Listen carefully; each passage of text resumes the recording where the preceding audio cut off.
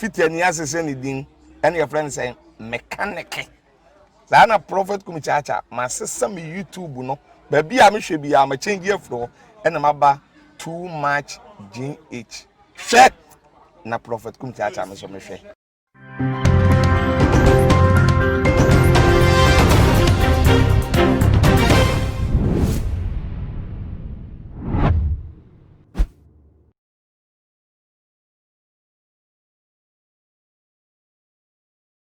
Akwa sunko enkoma obibia sedane da munya ebre eje edwetie ensemwa yede abasumo ewotuma GHFD kase yiso ekeskapa enimidi na kana wahala jumedi na ebre asoseyede abasumo abusiafo ya ahobambo adwuma yekuofo meche ye posinia yede ye jumedi ahya wonsam sebo nipa ene japade ho eban na soso wo mo etwa wo mo ebo wo man no kro no ebo nipa na nkasa emu kro no na japade yeso wo mo bo ban no krampo wo mo akrampo ebinom ese etwa wo mo ho esan ewia esa eka ho denti na mekasa na nya posifo na ebinom a wo mo adan suba boni bi edi enuti na ama enede ebia ya kasa ye akọ edi etia ebise eko editia o se midi kan kasa so ya posifo ebia ye bibia na se bia ankoye afamwa na wo de mfum so akyeye ewo esam ne de nsam ababeto edwa yesem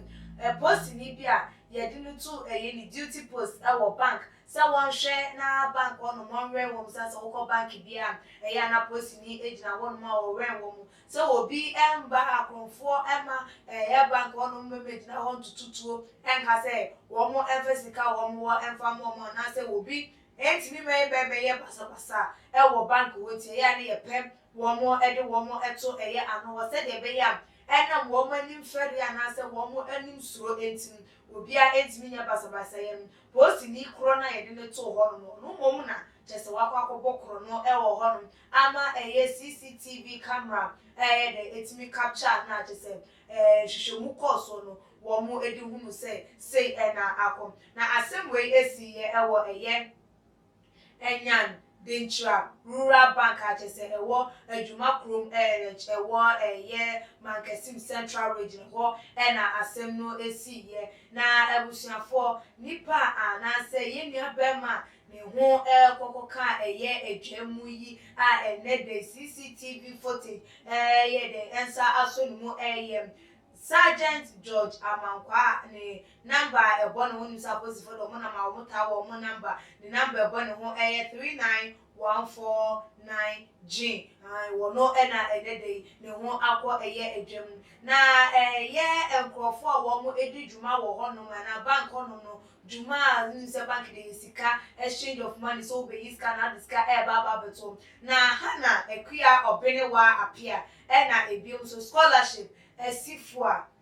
ni nson wono ene sa ye nuanu mienu a na wo mo ewo mo ye telesa wo mo ete wo mo seat hu na wo mo epon ya wo mo ekeka wo mo esika bo mo se wo manya shortage ewo ye sika no ha se sika ni bi so aye de ate shortage abaso na no na je so mo se na so wo ma count down ahwehwe bibia hu se ade ni yo okay wo ma check bibia nte ye de na afi de sika yi omu ehunu ebie enti na manager na ne nam na woto nsa de frɛ me kyerɛ nua hana na ebie mu ensoso esifu a sɛ momra na momfa ensɛm no mo me kyerɛkyerɛ mu na no na wo mo se ye die ye nim ya count sika yi nyinaa ye hunu se bibia ye okay enti ye won won sɛ afi de bo free mu ye sika no ebi enka eho ene ye betwe wo mo si wo mu nim ho hwe wo mu no ha na manager ne say say sika 690 Ghana cedis 690 Ghana cedis say etimi ayira abraye hunu na eno so enye pepes coins na ye hunu dia say bank ono ye wo cameras ebobo ono na bibia ekoso bia no etwa de de mama yenko share CCTV footage na yen hwe na no na je say emfonyi ni twaba day no yi ama ba be yisika kofi discover beto we ya ba be drop we ya ba be yi we ya be deposit je say etwakwa na no na etwakwa no be hu say sergeant na piem yo sergeant e peda water le si mienu epono ho na say wo mo dex ho yen hwe de sergeant ye sergeant ebe wan say sergeant ekukuru kwansi je say wafa we dey 490 na wafa we dey 200 na je say wo dey adomu na no na je say panyi bank manager no so etu anamon efre empanifo a je say wo mo ho district commander de ema adwumako na wo kire wo mo say Sergeant George amankwa say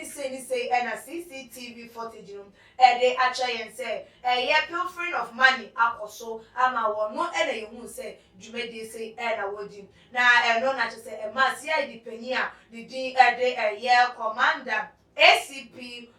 ewu ahene J champon enso so eto ensa de efre no anase wo ball divisional crime officer DSP Awampaga Robert amane na to so mutu nsa de first sergeant George na wono so ko pie mu ho no na wo mo etoto na no na sergeant idi to edwase eyapa no kure na wono na efa sika no na se de botaya na se de ba ni tirimu a enu nti ma ne first sika ne de ebusuafom wontimi emfa entu edwade nti a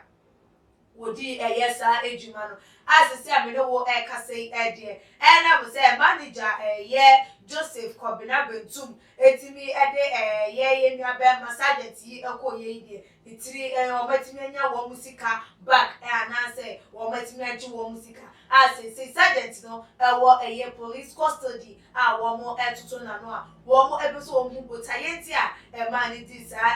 bonfosem no say back for na bi na ene ye kanana say wo first kan na bi a wo mu kwa akira wo makwa che ana say wo no ana adwini ni tirimupo ene osusu sa say wo kwa first kan wo banka ye de na to ano dia ene nyina no wo mu eguso che say wo mu hwehwemu a bibia ni a wo mu de ba beto abontene so edi ama etiefo ene ahwefo na ebusuafo mo hwe ye dia ba besim postini de ya ne bema wo watimi etu anamon se wo kwa akobokro no abra ye nim se wo de wo ya hobambo adwuma ye ni mo na mo bo amakro no ano etimi esie ana se akrofo kokodi dwuma bi a ensefata ye mo na yetimu gu monte so mo hwehwe na enede mo amonipa yi binom na se da wo mo ho adi ye krono mu ana se mo se da mo ho adi wo sakwan no eso ede na se no ye fo ye won to apostle so ana se ye hu wo mo so se ebinom akrofo ti ye ma ye ni ada ho no de post ni ye ne de yama no ho ababede adwamu de na betimi aka ede afa ho so bo no ye fa embo hwan ya because of aban ntimi to mo ka entem and now wo no ne papa ye wo no kasa ni timu pa wo susu ya na say police juma no wo no woni mo hwe just because of say ato no ye pia na hye manu nti na wo susu wo di juma for wa dwetwa wo fa ensemi hu ebra wo tuma GH comment section na ebia mo susu like videos na share all the social media platform so many the ekwesi kapa that's ne ibesane share